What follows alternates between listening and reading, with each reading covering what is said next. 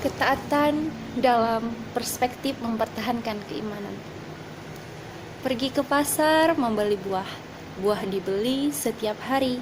Izinkan saya membacakan kisah teladan sahabat Nabi. Jalan-jalan membawa madu. Madu diminum manis sekali. Terus disiksa setiap waktu, tapi keimanan selalu di hati.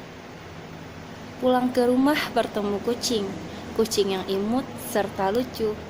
Kisah ini sangatlah penting teruntuk kamu pencari ilmu. Sebuah kepedihan tiada henti terkait tentang ketaatan. Siksaan terus-menerus dialami oleh seorang budak dalam mempertahankan keimanan. Di bawah terik matahari selalu mendapatkan penganiayaan dari orang-orang kafir Quraisy.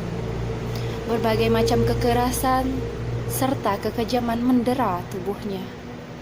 Namun, sebagaimana kaum muslimin yang lemah lainnya, ia menghadapi ujian di jalan Allah dengan penuh kesabaran yang jarang sanggup ditunjukkan oleh siapapun. Hadirin yang berbahagia, siapakah budak tersebut? Bagaimanakah kisahnya? Untuk mengetahui kisah selengkapnya, mari dengarkan dengan saksama. Al-Kisah, di kota Mekah hiduplah seorang budak berkulit hitam dengan postur tubuh yang kurus serta rambut yang tebal, dan dibesarkan di kota Ummul Qura sebagai seorang budak milik keluarga Bani Abdiddar. Saat ayah mereka meninggal, Bilal diwariskan kepada Umayyah bin Khalaf, tokoh penting kaum kafir Quraisy. Ketika Mekah diterangi oleh cahaya agama baru dan Rasul yang agung yang mulai mengumandangkan seruan kalimat tauhid. Ia termasuk orang-orang yang pertama memeluk agama Islam. Karena keislamannya itulah ia merasakan penganiayaan oleh orang-orang kaum kafir Quraisy yang lebih berat daripada siapapun. Bermacam-macam kekerasan serta kekejaman mendera tubuhnya.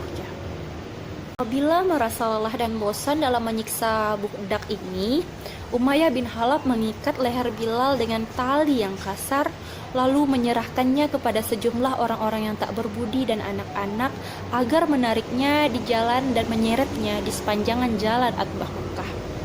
Sementara itu, Bilal menikmati siksaan yang diterimanya karena membela ajaran agama Allah dan Rasul-Nya. Suatu hari, di bawah terik sinar matahari, terdapat majikan Bilal bin Rabah yaitu Umayyah bin Khalaf berserta para algojonya. Mereka menghantam punggung telanjang Bilal dengan cambuk. Namun Bilal hanya berkata, "Uhud, Uhud." Tak sampai di situ, mereka menindih dada telanjang Bilal dengan batu yang cukup besar. Namun lagi-lagi Bilal hanya berkata, "Uhud, Uhud." Mereka memaksa Bilal untuk memuji Lata dan Uzza, tapi Bilal justru memuji nama Allah dan Rasul-Nya. Lalu Umayyah bin Khalaf pun berkata, "Ikutilah yang kami katakan." Namun Bilal hanya menjawab, "Lidahku tidak bisa mengatakannya." Jawaban ini membuat siksaan mereka semakin hebat dan kejam. Suatu hari, Abu Bakar mengajukan penawaran kepada Umayyah bin Khalaf untuk membeli Bilal darinya. Umayyah menaikkan harga berlipat-lipat ganda. Kemudian Umayyah mengira Abu Bakar tidak mau membelinya. Ternyata Abu Bakar pun setuju walau harus membayar dengan 9 uqiyah emas. Seusai transaksi, Umayyah berkata kepada Abu Bakar, "Sebenarnya kalau engkau menawar sampai 1 uqiyah pun, maka aku tidak akan ragu untuk menjualnya." Namun tidak sampai di situ saja, Abu Bakar pun menjawab, "Seandainya engkau memberi tawaran sampai 100 uqiyah pun, maka aku tidak akan ragu untuk membelinya. Tentu saja, jawaban dari Abu Bakar tadi membuat Umayyah sedikit kesal.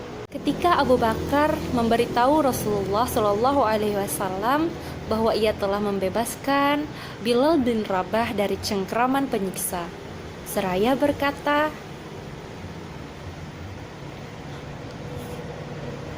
"Aku telah memerdekakannya, wahai Rasulullah." Setelah itu, Rasulullah Shallallahu Alaihi Wasallam mengizinkan sahabat-sahabatnya untuk hijrah ke Madinah. Mereka segera berhijrah, termasuk Bilal bin Rabah.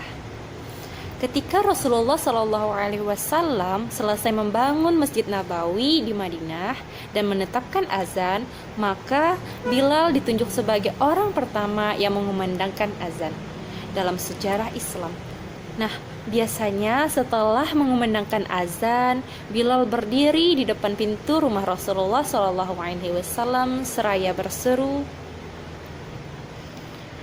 "Hayya 'alas shalah."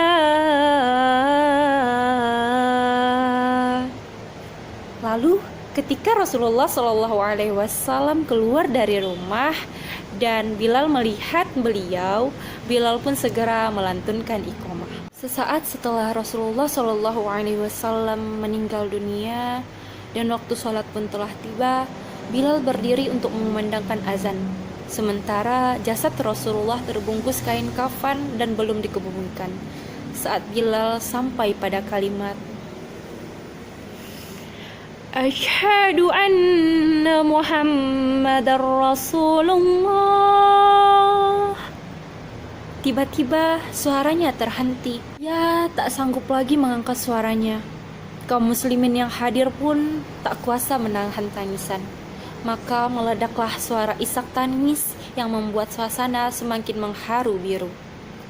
Sejak kepergian Rasulullah Shallallahu Alaihi Wasallam, Bilal hanya sanggup mengumandangkan azan selama 3 hari. Itu pun hanya sampai pada kalimat "Asyhadu an la ilaha illallah wa asyhadu anna Muhammadar Rasulullah." Di situ ia langsung menangis sejadi-jadinya. Begitu pula kaum muslimin yang mendengarnya larut dalam kesedihan. Dari kisah ini kita dapatkan pelajaran yang luar biasa dan berharga, bahwa sebuah perjuangan dalam mempertahankan keimanan walau harus mendapatkan banyak penganiayaan serta rasa cinta yang besar kepada Nabi Muhammad SAW. Anak-anak makan gulali, gulali dimakan enak rasanya. Saya izin untuk mengakhiri, semoga berkah untuk kita semua. Jalan-jalan naik delman, delmannya bagus serta nyaman. Terima kasih saya ucapkan, semoga berjumpa di lain kesempatan. Seorang preman dapat hidayah, melaksanakan sholat serta patuh. Wabillahi taufik wal hidayah. Wassalamualaikum warahmatullahi wabarakatuh.